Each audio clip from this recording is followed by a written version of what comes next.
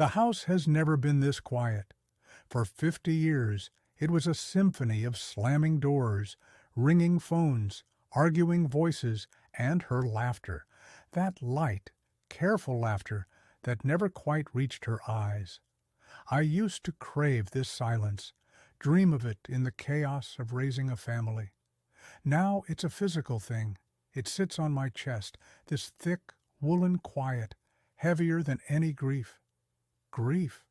That's what I'm supposed to feel, isn't it? The mourning widow. The children called, their voices cracked with performative sorrow. They offered to come, to help. I told them not to. I need to be alone, I said. The truth is, I've been alone for half a century. Her coffin in the ground just made it official. What I feel isn't sadness. It's a profound, bone-deep exhaustion.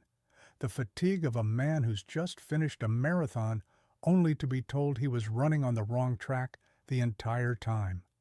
For decades, I carried a low, humming suspicion in the back of my skull, a shadow in the shape of a question. A son's unfamiliar gesture, a daughter's eyes, of a color that shouldn't have been possible from our two. Jokes from friends that landed a little too flat. I buried those doubts, called them the paranoia of a tired man. Now, in this crushing silence, they don't feel like doubts anymore. They feel like facts waiting to be acknowledged. So, I didn't sit with a bottle of whiskey. I didn't look at old photo albums. I went to the bedroom, our bedroom, and I opened her closet. The scent of her perfume, that same floral scent she wore for 40 years, wafted out, a ghost of a lie. I started with the clothes, folding them methodically, creating neat piles of a life that was never what it seemed. Then the jewelry box, trinkets of forgotten anniversaries, and, finally, the tall oak dresser. The top drawers were mundane, scarves, stockings, sweaters. But the bottom drawer, the deepest one, was different. It was heavy, stubborn. Inside, under a folded woolen blanket that smelled of mothballs, was a small, inlaid wooden box. A secret box she'd had since she was a girl. She'd shown it to me once, early on, laughing about old love letters from schoolboys. "A woman needs her mysteries," she'd said, tapping the lid with a sly smile. My hands, steady as stone, lifted it out. The key was, predictably, taped to the bottom, a sliver of tarnished brass. It fit perfectly. The click echoed in the silent room. Inside, no childish love notes, no pressed flowers, just a single, worn notebook with a marbled cover, its corners soft from time. A diary. I lifted it. It was heavier than it looked. I didn't open it immediately. I just held it in my hands, sitting on the edge of the bed we'd shared, the weight of it settling into my palms like a verdict. She thought she took her secret to the grave, but graves are silent. Paper. Paper talks. I didn't read it in a frenzy. There was no racing heart, no trembling hands. It was an autopsy. I poured myself 2 fingers of brandy, not for courage, but for ritual. I sat in my armchair under the good lamp and opened the marbled cover. Her handwriting was familiar, that elegant, looping cursive she used for shopping lists and Christmas cards. But the words were from a stranger. It wasn't filled with passionate declarations or tormented guilt. That would have been almost easier. It was worse. It was clerical. A dry, meticulous log of a double life. April 12th, 1974. Saw Sergei at the market today. He didn't see me. He has that same way of holding his head as Andre does. It's uncanny, a little frightening. Must remember to tell Andre not to tilt his head like that. A cold nail drove itself into my chest. Andre, our firstborn, my pride, the one who got my father's name, June 5th, 1979. The baby's eyes are staying that strange hazel green, neither mine nor his. Victor had green eyes. I find myself staring at her, looking for him. The guilt is a low ache, like a bad tooth, but she is so beautiful. Our daughter, my little girl, I used to call her my unexpected emerald. Victor, a colleague from her old office. I remember him, a quiet man with a quick smile. February 18th, 1985. Dreamt of Piotr again, the summer by the river. Woke up with a start, my heart pounding. Sometimes I catch a glimpse of that recklessness in Alexei's grin. My husband, of course, sees only a spirited boy. The irony is a bitter pill. Alexei, our youngest, the free spirit. My wife's favorite, I used to think. Now I knew why. Page after page, a date, a casual observation, a buried fear. No grand love stories, just brief, chilling footnotes to my life. Each entry was a silent bullet, fired across decades, finally finding its mark. There was no single thunderclap of revelation, just a slow, settling avalanche of truth, burying every happy memory, every cherished moment under 1,000,000 tons of grit. I closed the book. The brandy sat untouched, its warmth an insult. I looked around the living room, at the photos on the mantelpiece, the sofa where we watched countless evenings, the walls that heard our conversations and our silence. It wasn't my life I saw. It was a set, a carefully dressed stage for a play I never agreed to be in. For 50 years, I had been the writer, the director, and the sole financier of someone else's spectacle. And my role? The fool, the cuckold, the reliable backdrop against which her secret drama played out. I didn't feel rage then. Rage is hot. It's chaos. What I felt was the pure, sterile cold of absolute clarity. The puzzle was complete, and the picture it revealed was of a stranger, standing alone in an empty house. Some men would have burned the diary. Some would have confronted their children, screaming the truth until their voices broke. Some would have drunk themselves into a stupor or put a fist through a wall. All of those are reactions. They are what you do when you're still a character in the play. I closed the book and I stepped off the stage. You see, I was a structural engineer for 42 years. My world was one of load-bearing beams, stress calculations, and elegant solutions to problems of force and weight. I built bridges that held. When you look at a bridge, you don't see the artistry first. You see the logic, the cold, beautiful logic that keeps it from collapsing into the river. My family was a bridge, and I had just discovered that every single pillar, from the first to the last, was built on a foundation of rot and lies. The emotional response was irrelevant. It was a structural problem, and structural problems require plans. Grief was a luxury. Rage was a volatile, useless fuel. But anger, when distilled and cooled, becomes focus.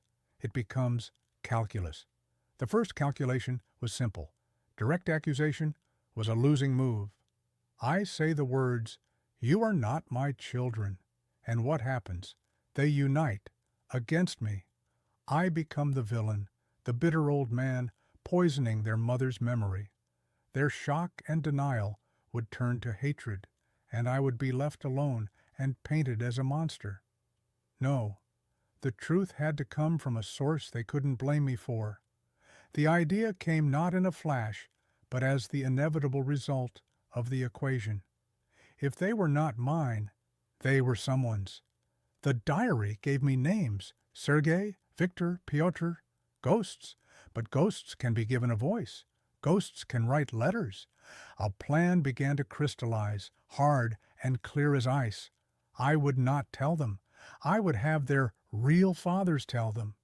Or rather, I would become those fathers, One by one, I would hand them a truth more shattering than any blunt confession, a personalized legacy from the men whose blood they actually shared. I went back to the bedroom, not with a mourner's heart, but with a researcher's eye. I found the old photo albums, the ones from before the children, from her youth. I pored over pictures of picnics, parties, dances. I was looking for men, groups of friends, blurred faces in the background.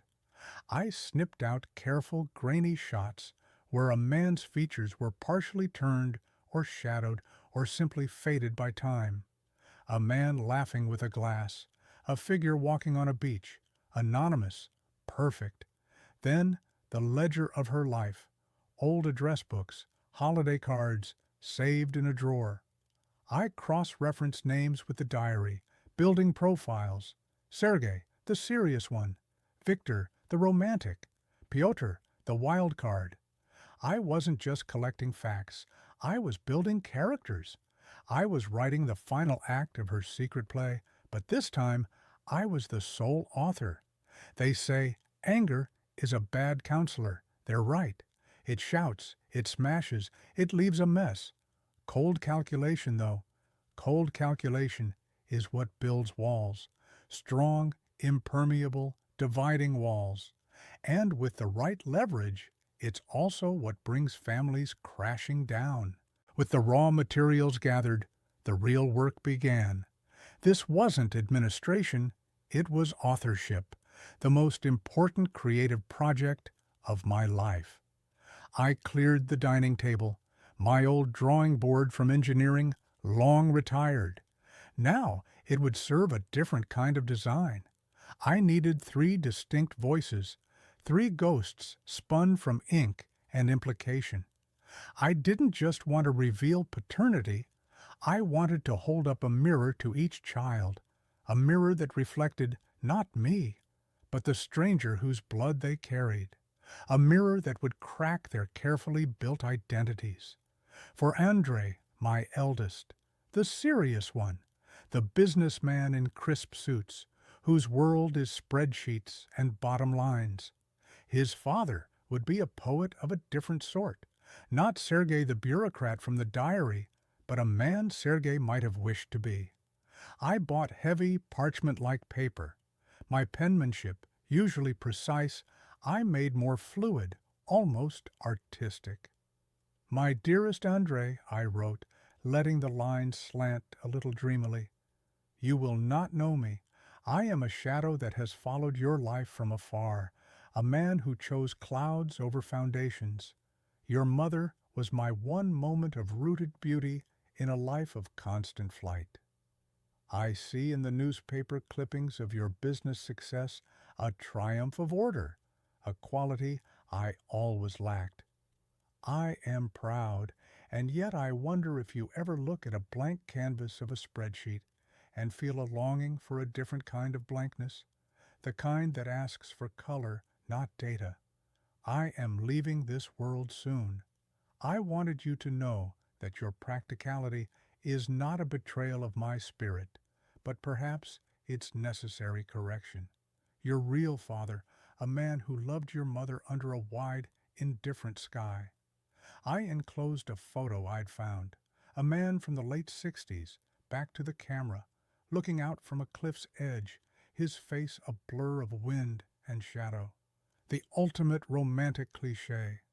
For a man like Andrei, it would be intellectual torture.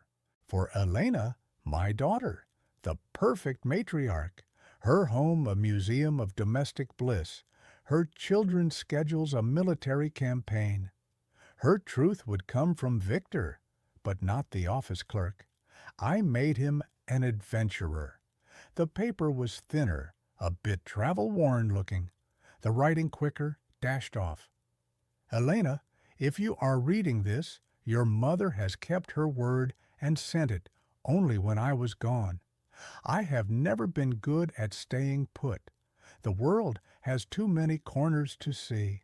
I knew the moment I heard of your birth that your life would be my anchor if I let it. So I sailed away. I hear you have built a beautiful harbor of your own, a family, a home. It is a thing I could never build, only visit. Do you ever feel the walls of your lovely house are just a little too close? That the horizon calls? That restless blood is my legacy to you. Forgive me for the silence and for the quiet storm I may have placed in your heart. Your father, who is always elsewhere. The photo was of a man on a dusty road, hat pulled low, face in profile and unclear. A man forever in motion. For Elena, the architect of stability, it was a seed of profound chaos. For Alexei, the youngest, the charming, unreliable one, flitting from job to job, living on charm and borrowed money. His father, Pyotr, would not be a fellow free spirit. That would be too comforting. He would be the dark reflection of that charm. I used plain, cheap paper. The writing was tight, economical, sharp. Alexei, odds are you're in some kind of trouble or about to be. I know because it's in the blood.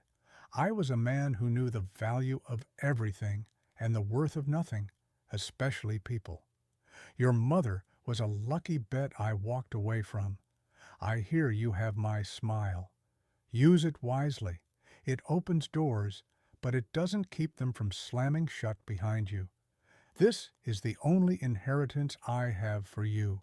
A piece of advice. The house always wins. Stop playing other people's games. Start being the house. Yours, with a cold eye on the odds, Pyotr. The photo showed a man at a smoky card table, his hand of cards fanned just so, his face turned away, focused on the game. A strategist. For Alexei, who thought life was a game of chance, the idea of a father who was a cold calculator would be a terrifying revelation. I sealed each envelope with plain wax. No signet ring, just an anonymous smear. I held the 3 packets in my hand.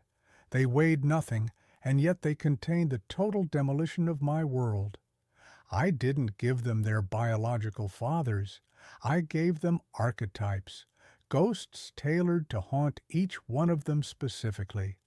I gave them new fathers, the fathers they deserved, in my estimation. Not better, not worse, just other. The stage was set. The props were ready. Now it was time for the final performance. I called each of them. My voice, practiced over a lifetime of calm authority, was perfectly modulated, a touch weary, a touch formal. We need to talk, I said, about the house, about your mother's affairs. Come to dinner. It's easier face to face. They arrived within minutes of each other, like actors hitting their marks. Andrei first, of course, in his tailored coat, his face a mask of somber concern that didn't quite reach his impatient eyes. He was already mentally dividing square footage, assessing market value. Elena followed, bearing a perfectly baked casserole, her armor against any situation. Her hugs were a little too tight, her questions a little too probing. "Are you eating, Papa? You look tired." Alexei was last, smelling faintly of someone else's cigarette smoke, his condolences delivered with a charming, empty grin.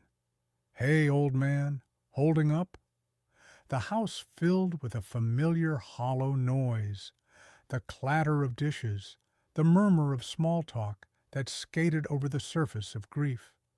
They spoke of mother in curated anecdotes, the saintly, sanitized version suitable for public consumption. They ate. They drank the wine I'd poured.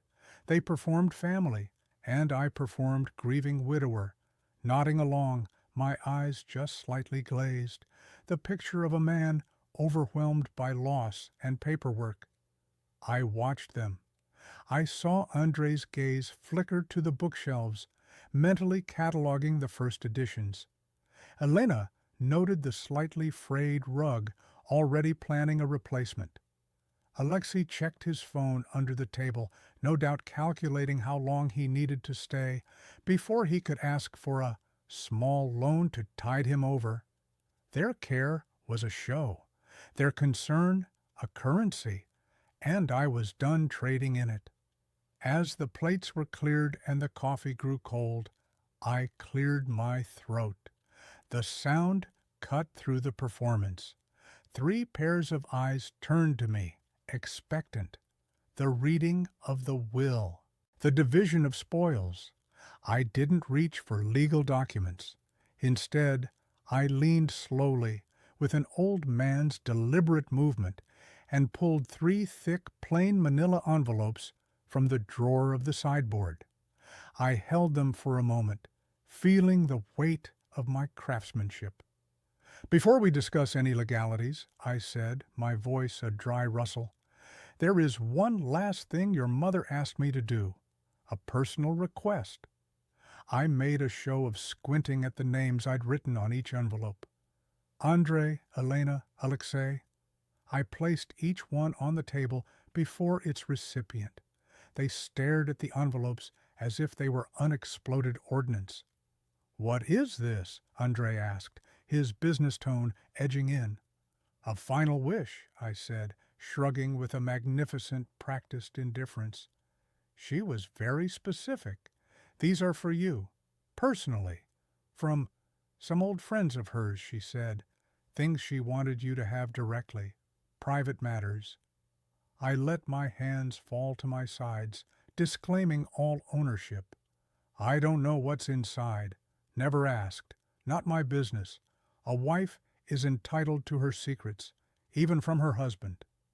I saw the confusion in their eyes, quickly overridden by a sharp, proprietary curiosity.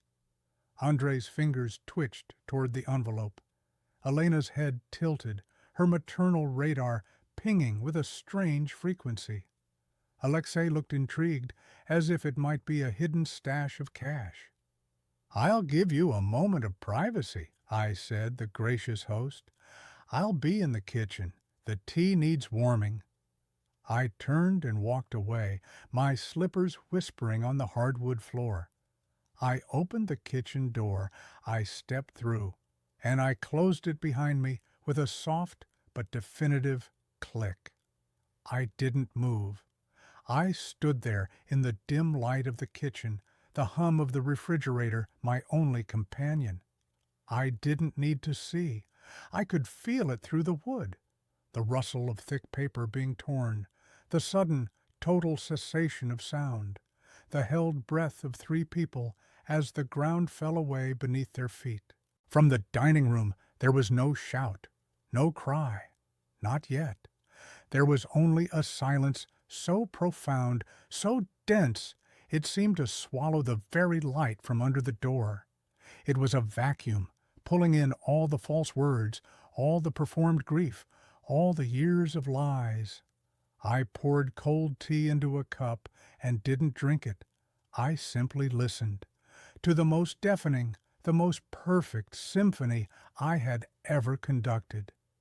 The silence after the door had clicked shut.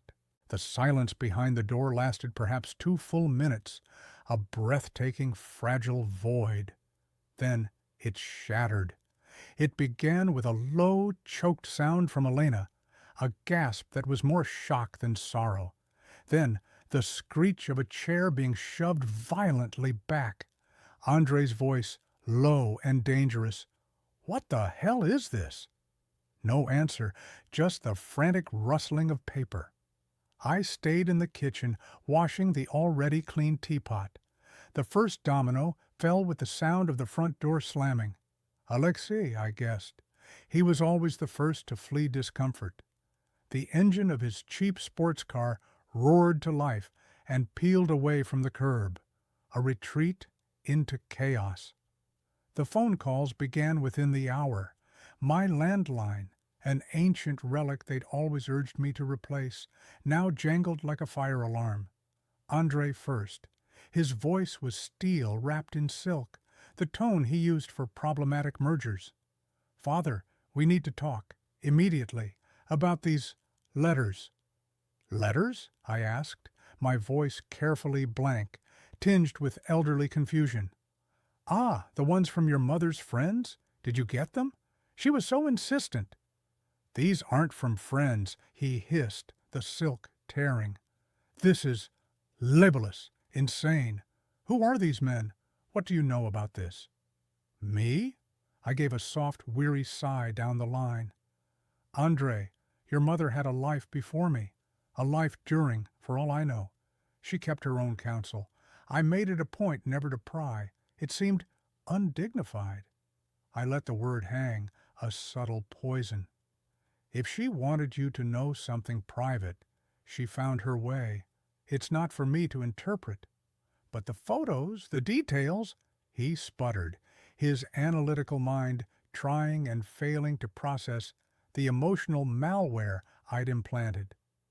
I'm sure there's an explanation, I said mildly, but it's between you and your mother's memory. I don't wish to be involved in personal matters. I'm just the messenger she left behind. Next was Elena, her voice a strained wire about to snap.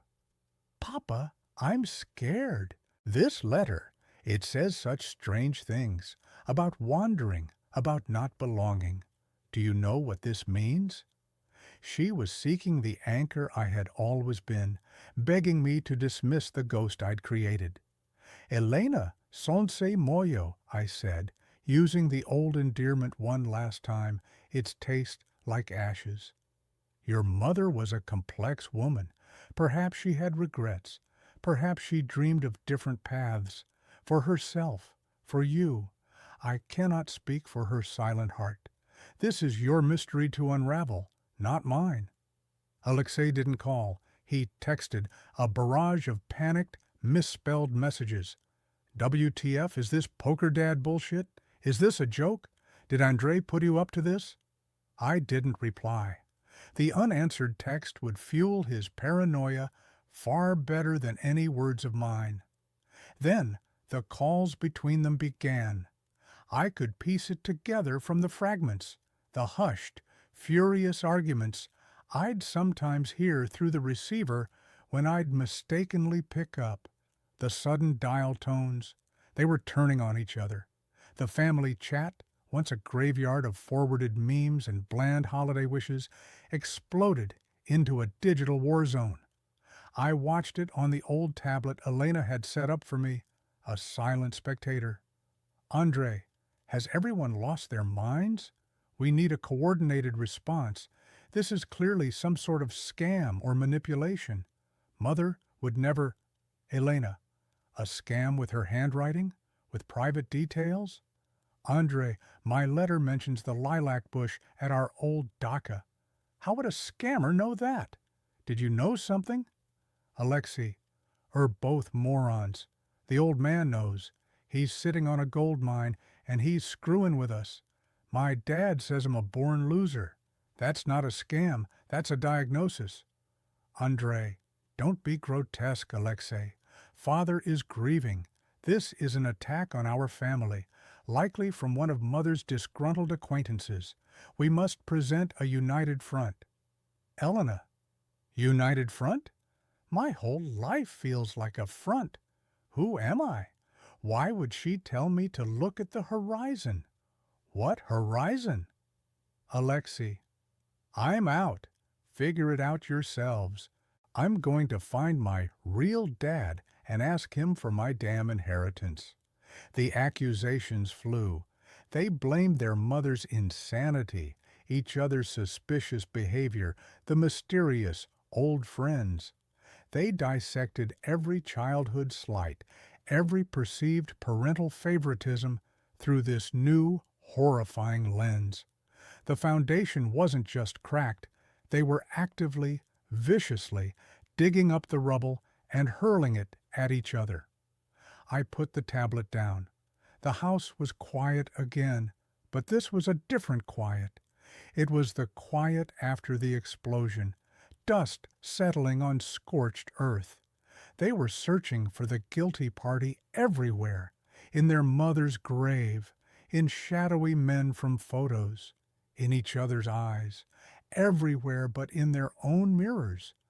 All I did was finally bring the torch close enough for them to see the reflection they'd avoided their whole lives, the reflection of strangers. While their world was a tempest of texts and tearful accusations, mine became a study in efficient silence. The storm they were weathering was of their own making, born from the seeds I'd planted.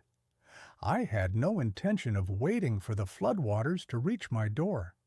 The house, that beautiful, cursed stage set, was the final piece. It had to go. Not just the physical structure, but everything it represented.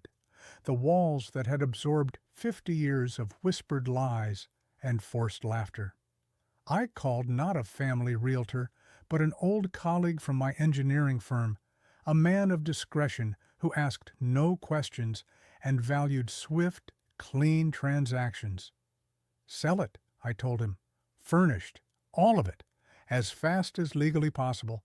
I want no contingencies, no sentimental buyers. A cash offer, if it can be done. It was done. In the span of a week, while my children were busy dissecting their genetic origins, I signed the papers. The family nest, as Elena once called it, was now just a piece of property, a transaction. The money hit an account they knew nothing about, my final pension. Packing was a catharsis of minimalism. I bought one large, durable suitcase. Into it went a few practical clothes, my passport, the small box with my own father's watch and my engineering credentials, a single photograph of my parents, people whose blood in me was unquestionable. I took no mementos of her, none of the children. I left their graduation portraits on the walls, their childhood drawings in the cabinets, her perfume bottles on the dresser. Let the new owners deal with the ghosts. On the morning of my flight, the house was an empty shell, echoing with the footsteps of the movers who'd come for the few large pieces I'd sold separately. Sunlight streamed into barren rooms, exposing every crack in the plaster, every faded patch on the floor where furniture had stood. It looked naked, truthful. I stood in the center of the living room, my suitcase at my feet. I opened the family chat on my phone one last time. It was still bubbling with toxic, circular fury. Elena was now questioning her marriage. Andrei was demanding DNA tests. Alexei was claiming he'd found a lead on Pyotr in another city. They were adrift, clutching at splinters of their shattered identities. I held down the record button. I didn't raise my voice. I didn't need to. I spoke clearly, calmly, into the profound silence of the empty house. The message: the house is sold. The money is mine. I raised you, fed you, educated you, taught you how to tie your shoes, drive a car, balance a checkbook. Biology is a footnote. Now you have new roots. You sort them out. I am retiring to Mexico, where there are no pictures of you, no memories of her. Goodbye. I released the button. I heard the soft whoosh as it flew into their digital maelstrom. I didn't wait for the reaction. I didn't need to see the stunned silence that would surely follow, more profound than any before. I turned off the phone, not just silenced it, powered it down completely, the final severing click. I picked up my suitcase. It was light. I walked out the front door, the one through which I'd carried each of them as babies, through which they'd run to school, through which they'd brought their own families. I did not look back. I pulled the door shut behind me. The sound of firm, full stop at the end of a very long sentence. A taxi was waiting at the curb, exactly as ordered. "Airport," I said. The car pulled away from the curb, from the house, from the street, from the entire architecture of my former life. I looked out the window, not at what I was leaving behind, but at the road ahead, leading to the highway, leading to the sky. The light here is different. It's not the gentle, filtered light of home, that shy sun that peeked through birch trees. This is a bold, declarative sun. It pours over the terracotta tiles of my terrace, bleaches the white walls of the casa I rented, and carves sharp, black shadows in the corners. It's a light that tolerates no ghosts, no half-truths. Everything is exactly what it is. I sit here every morning. A simple chair, a small table, a cup of strong local coffee. Later, a glass of reposado tequila, not to get drunk, but to taste the earth and the slow fire of this place. The silence is not the oppressive silence of that empty house. This is a living silence, broken by the distant bark of a dog, the chatter of unfamiliar birds, the bells from the parochia church marking a time that belongs to no one's past but my own. I do not feel joy. Joy is for celebrations, for victories.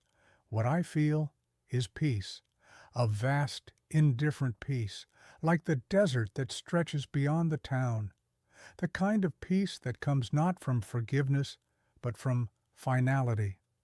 The engine of my life, which had run for 50 years on duty, doubt, and quiet desperation, has finally been switched off. There is only the hum of the present. I have a computer, a new one. On it, I created a shadow, a faceless account with a random name. I never post. I only observe. It is my final engineering report, a remote monitoring of the structural collapse I designed. Through this window, I see the aftermath. Elena filed for divorce. Her post about finding her true, wandering self was a messy, emotional affair, followed by bitter custody battles. The perfect home is a legally contested asset now. Andre, ever the strategist, did take the DNA tests. They confirmed what he already knew in his gut. He hasn't posted in months, but a business news snippet mentioned he'd stepped down from his board position, citing personal reasons. A controlled implosion. Alexei's trail is harder to follow. A series of deleted profiles, angry rants on obscure forums about being cheated, and one mugshot from another state for a minor fraud charge. Piotr's legacy, it seems, was accurate. I feel no schadenfreude, no flicker of "I told you so." Their pain is not my sustenance. Equally, I feel no regret, not a twinge. Their suffering is not my fault. It is the inevitable result of a truth they were built upon. I simply watch it as a seismologist reads charts after a predicted quake. Data, consequence. The money from the house is more than enough here. It bought me this terrace, this sun, this silence. It bought me the absence of their faces in the morning, the echo of her laughter in the hallway. I paid for it with my youth, my trust, my labor, a steep price, but it was the only currency that could purchase the one thing I had left to want: freedom. They used to say, I built a family, a pillar of the community, a patriarch. They were wrong. I didn't build a family. For 50 years, I was a man in a leaky lifeboat, desperately patching holes, bailing out water, trying to keep a vessel afloat that was engineered to sink. I poured my sweat into the patches, my soul into the bucket, and all the while the others aboard were quietly drilling new holes, convinced they were headed for different shores. When the water finally rushed in, cold and undeniable, I didn't scream. I didn't try to save them. I stopped patching. I looked at the ruin of that doomed craft, and with the last of my strength, I built myself a simple, solid boat, a one-man vessel, and I sailed away. When I last looked back, the horizon held no shore, no faces, just the endless empty expanse of the ocean and the silence.